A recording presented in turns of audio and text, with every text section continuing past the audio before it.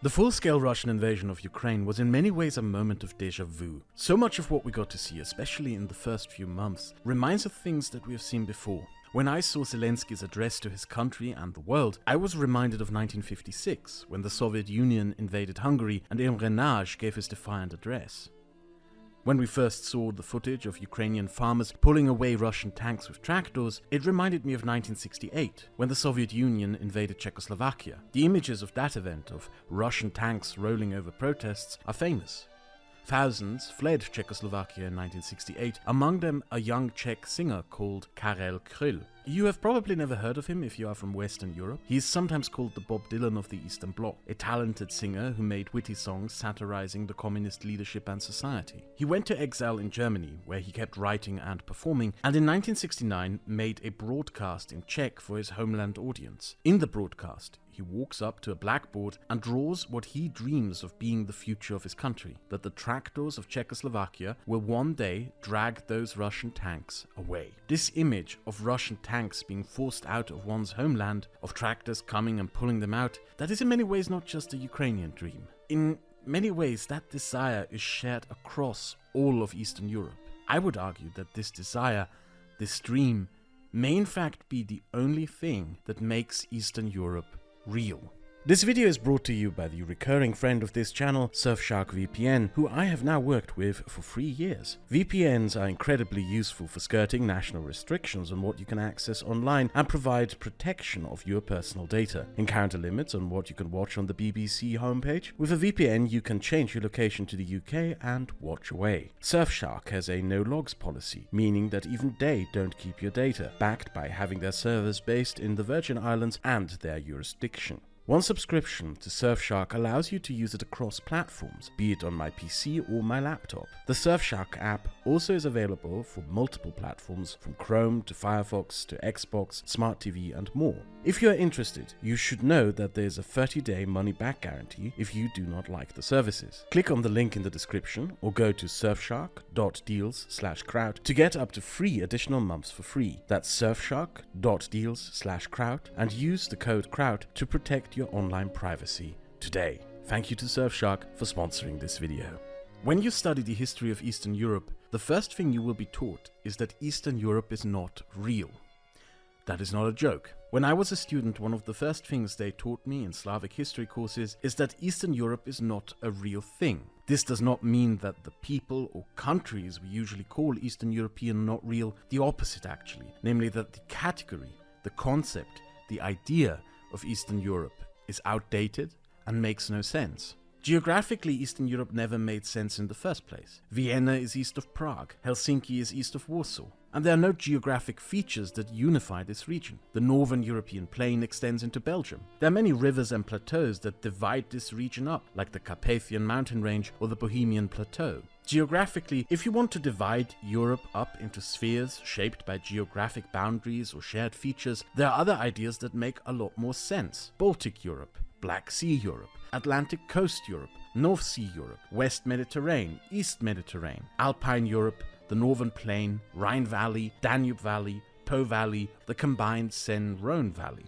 As you probably noticed, I really like navigable rivers because they can bind regions together and create shared cultural spheres and are ideal means of creating an economy of scale. Culturally speaking, the term Eastern Europe also makes no sense. Eastern Europe is not just inhabited by Slavs, but also by Hungarians and Estonians, who are a Finno-Ugric people, who have more in common with Finns than with other Slavs. The Romanians are also not a Slavic people. They are also the Baltic peoples, the Romani people. Many southern countries in this Eastern Europe have substantial Greek minorities. The Tatars are an often forgotten Muslim minority. And there are of course the substantial cultural differences that have been shaped in regions from Catholicism to Eastern Orthodoxy to the Protestants of the Baltic. You can yourself go and find yourself a Pole, Czech or Lithuanian and call them Eastern Europeans. I'm willing to bet that the Czech and Pole will tell you that they are actually Central Europeans and that the Lithuanian will tell you Lithuanians are Baltic. So, why is it that so many of us, for some reason, call all of this Eastern Europe? How and when did we decide where exactly in Europe that border between West and East is? The reason, ironically, can be found in the history of the places where you study Eastern European history. The Institute of Slavic History in Vienna was founded by German nationalists in the 1800s. Back then, the purpose of institutes like this one was to study the supposedly inferior cultures and races of Eastern Europe for the purpose of conquest and subjugation. They were places in which study had an imperial purpose. Now, this is obviously no longer the purpose of these institutes today, but this may surprise you. This is where the term Eastern Europe comes from. The original purpose of the word Eastern Europe is not to describe a geographic reality or cultural reality, but to categorize an entire half of Europe as inferior. The term Eastern Europe does not designate a geographic, lingual, or cultural reality, because it never was intended to do so. The term is politically motivated. Eastern Europe is a word and concept that was created to serve a very specific purpose. To explain, I'll give you one of those German words that cannot be translated, Fremdbestimmung, which sort of means alien definition. Its meaning is when something, a person or a group, something with self-awareness and therefore capable of defining itself through its own terms, is defined by outsiders who ignore that the group or people they define actually have things to say about themselves and can also define themselves. The term and concept of Eastern Europe is such a Fremdbestimmung. Much of what we think of as Eastern Europe or consider to be specifically Eastern European things are in fact distortions and misrepresentations. A great way to show this is actually through artistic representations in our own culture. Werewolves, the fictional man who turns into a wolf during full moon and becomes a monster. You may be familiar with werewolf stories and movies, but what you probably do not know is that the myths of werewolves are largely Baltic in origin. The Baltics were the last pre-Christian pagan nations of Europe, and werewolves come from Baltic paganism. In the 17th century, after Protestantism arrived in the Baltics, there was a sort of witch trial craze in Lithuania and Latvia, kind of similar to the Salem witch trials in North America. And among those trials, there were trials of werewolves. And those are really interesting because they tell us a lot about what werewolves were in pagan Baltic culture. The accused keeps saying things like, "Why don't you understand that I'm a good werewolf? I only eat Russians." We assume that wolves were sacred animals in Baltic pagan culture, and we assume that pagan Lithuanian and Latvian villages had wolf shamans, a man who probably tamed wolves, claimed to command wolves, performed religious rituals involving wolves, and claimed to turn into a wolf to protect the community from Russian and German raiders who usually came to steal their harvests. The werewolf, originally in Baltic culture and folklore, was not a sinister creature, but the protector and guardian of a community. We, in Western Europe, picked up this folklore and turned it into something sinister that we present in our own culture.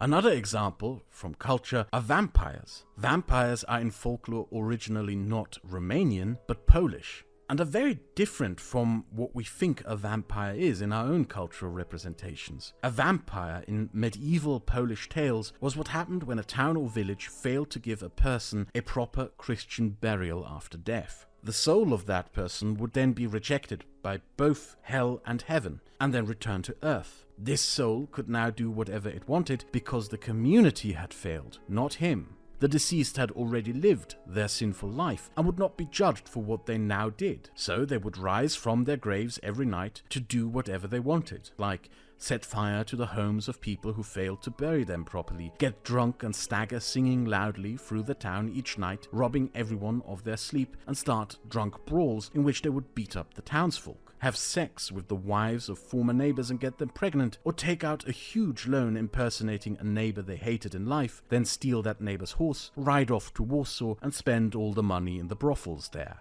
Vampires, in their cultural origin in Poland, are not sinister figures, let alone bloodsuckers, but a punishment for a community that does not tend properly to their dead. Now, werewolves and vampires are two literary examples. I tend to avoid cultural history, but I am taking these two examples specifically because they are really best at showing how our Western European reimagining of Slavic or Baltic folklore has created distortions that have in return created false assumptions of entire cultures. There are entire culture studies libraries of papers and essays by people with degrees in watching Netflix on how vampires are symbols of anything and everything, from exploitative tyranny, Balkan backwardness and despotism to capitalism to anti-Semitism, but not one person in that field ever did the research to realize that the entire thing is just a crude cultural misrepresentation of West Slavic and Baltic folklore. And this goes far beyond just culture. One of the most revealing moments on this topic for me personally was when I was a student. I learned back then that there are entire libraries of history, anthropology and political science papers written throughout the 1960s and 1980s on how there supposedly exists a tyrannical Eastern European culture. That Eastern European culture supposedly creates subservience to authority, and that therefore Eastern Europeans will never overthrow communism, and even if communism ends, Eastern European culture will just create new tyrannical systems of rule under which the supposedly culturally subservient Poles, Lithuanians and Czechs will then live. Papers like these stopped being written after the Berlin Wall collapsed. It is for this reason why, especially since the 1990s, there's an active push, especially in German academia, to stop using the term Eastern Europe as a categorization. It's why the institutes of Eastern European studies are starting to disappear and being renamed to Institutes of Slavic Studies, and why you can now also study things like Finno-Ugric studies or Baltic studies separately. The University of Vienna was actually a pioneer in this, because after the Hungarian uprising of 1956 and the Prague Spring of 1968, many Hungarian, then Czech and then Polish dissidents fled from communist tyranny to Vienna, lived here and also began working and educating here, like the late Polish philosophy professor Krzysztof Michalski, an important figure in the building of the Polish Institute of Vienna. You may see this as a side note, but I think it is important to understand this. The reason why we in Western Europe increasingly began abandoning the concept of Eastern Europe is not because Western academics suddenly had a moment of enlightenment in which they realized by themselves that they were wrong. No, it is because Hungarian, Polish, Czech and Slovak poets, playwrights, philosophers and historians came here and basically told us, hey, you are wrong about us. Let us teach you about our people. Now at this point, some of you may ask, why do so many of us then still continue to use the term Eastern Europe? Why did the term and concept survive and persist beyond the Second World War? And why do we still use it even after the end of the Cold War? Well, the main reason is the Soviet Union. It was the only empire that conquered and subjugated all of Eastern Europe. And after the Second World War at the United Nations, the Soviet Union officially insisted that Eastern Europe become an official category of states, geography and culture, and that all the countries under its thumb be officially recognized and categorized as Eastern Europe. This was done to legitimize the conquests and subjugations by the Soviet Union. Soviet academia went to great lengths to try to make Eastern Europe more than just a political imperial construct, but a real thing, through weird redefinitions in culture, geography and other. Most infamous is Lev Gumilev, who used climate charts and temperature measurements to argue that Siberia begins in East Germany. And because of the Soviet Union and its Eastern Bloc of puppet states, the term Eastern Europe was kept alive artificially in our languages as a concept throughout the Cold War. An additional contributing factor was that in the 1960s, Western historians and political scientists tried to explain why communist tyranny existed in one half of Europe. Their solution was to turn to cultural determinism, adopt the concept of Eastern Europe and argue that there was a supposedly subservient Eastern culture. This produced the ridiculous papers that I mentioned before. When the Soviet Union collapsed, we in the West then persisted to keep this term and category alive, because we adopted and reinvented Eastern Europe as a place that was recovering from communism. Eastern Europeans were no longer a subservient culture. It became politically indefensible to even suggest that anymore. But with the new neoliberal standards of the 1990s, Eastern Europe was reinvented and became a place of supposedly backwardness and behind us. If you grew up in the Europe of the 1990s like myself, you may actually remember the stereotypes and even the racism, the right-wing tabloid headlines and the stereotypes about Serb gangsters, Romanian pickpockets, Hungarian porn stars, Polish car thieves and Czech prostitutes. 2012 was the height and also the end of this hysteria, because it was the year the European Football Championship was hosted by Poland and Ukraine. The Western European press was full of horror stories about the violent, impoverished drunkards, streets full of rabid dogs, hooligans and prostitutes, the supposed HIV infection hell, and all sorts of other horror stories.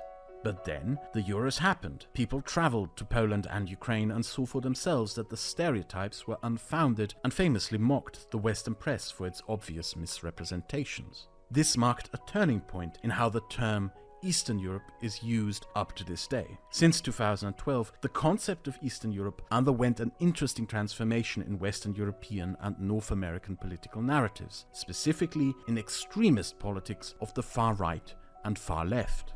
The Western far right began rebranding the concept of a backward Eastern Europe as a term of endearment. I am sure many of you who use social media and browse the political corners have seen the based Poland meme or the ridiculous gushing over the supposed traditional values of the Putin regime. From the perspective of a Western European far-right extreme, Eastern Europe was a place that avoided the supposed degeneracy of liberalism and social democracy of the 1970s to 1990s. That communist tyranny accidentally froze social development in the 1950s, a sort of time capsule into the pure traditional values of the 1950s, and therefore the supposed backwardness of Eastern Europe was actually a good thing. Western European and North American far-right extremists began praising figures like Korwin-Mikke, a right-wing Polish extremist, even though he only represents a minority of the Polish population, and began singing the praises of the supposedly great backward Eastern Europe. The concept of Eastern Europe changed for the Western far-right. For them, the Eastern European became a sort of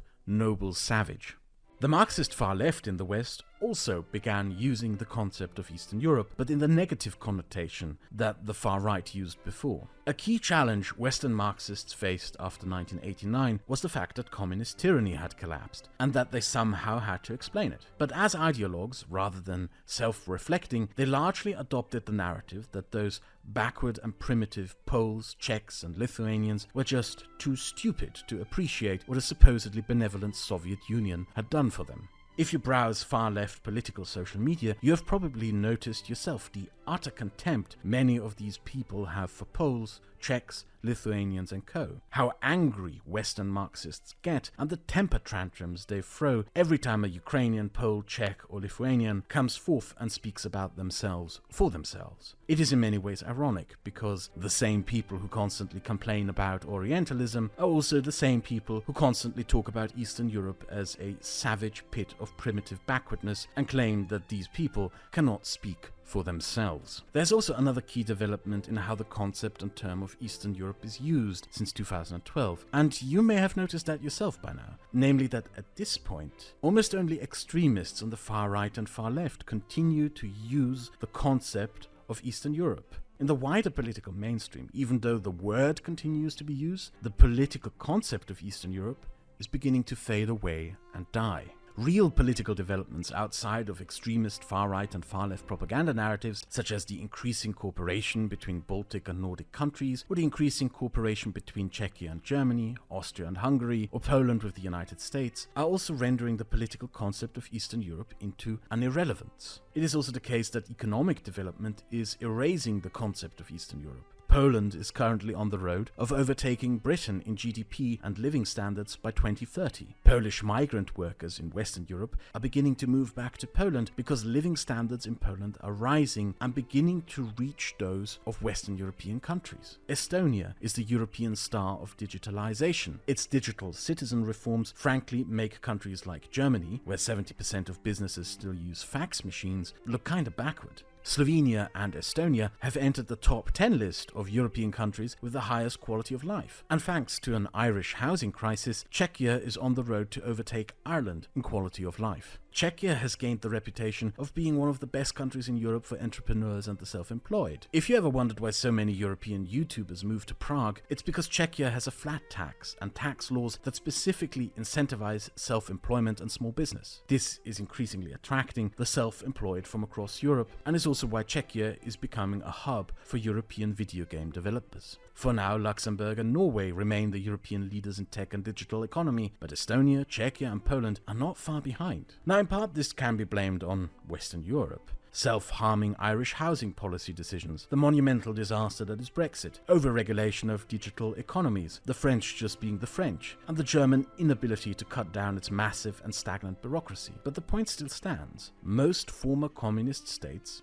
in particular Poland, Czechia, Slovenia, Croatia, Lithuania and Estonia, are within this decade reaching the point of being our equals in living standards and are in fact already overtaking us in the important sectors of digital economies. So in economic terms, the concept of Eastern Europe as a division into poor and rich Europe also makes increasingly less sense and will make even less sense as more and more time passes. I believe the Russian war against Ukraine is in some ways a war to restore Eastern Europe as a concept. It is why I began this video with a note on Naj and Karel Kryl. Since the end of the Soviet Union, Czechs, Poles, Lithuanians, Estonians, Latvians, Moldovans, Ukrainians, Slovaks, Bulgarians, Hungarians and Romanians, for the first time in hundreds of years, have the freedom and ability to define themselves, to decide themselves who they are and what they are, what they want to do and what their society should be. For the first time in centuries, there were no imperial powers, no Germans, Turks, Austrians, Russians or Soviet communists telling them and forcing them what they had to be.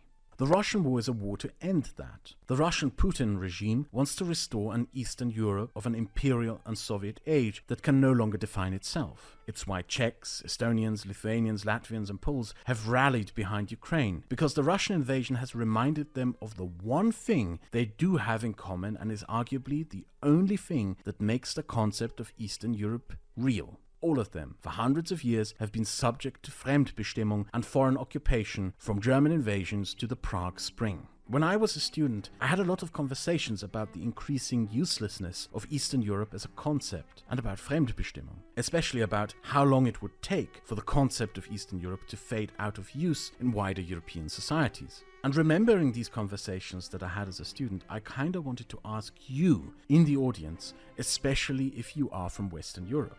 Is this moment that we are in right now the moment to drop the term and concept of Eastern Europe? I do not mean that in the sense that I'm going to go out there and tell people that they can't use the word because it is a bad word or something. I am not proposing a language police. What I mean is, have recent events proven that Eastern Europe is an outdated and useless concept? And will the term consequently now also phase out of our language and political concept in the coming years? Is a result of this war the end of Eastern Europe?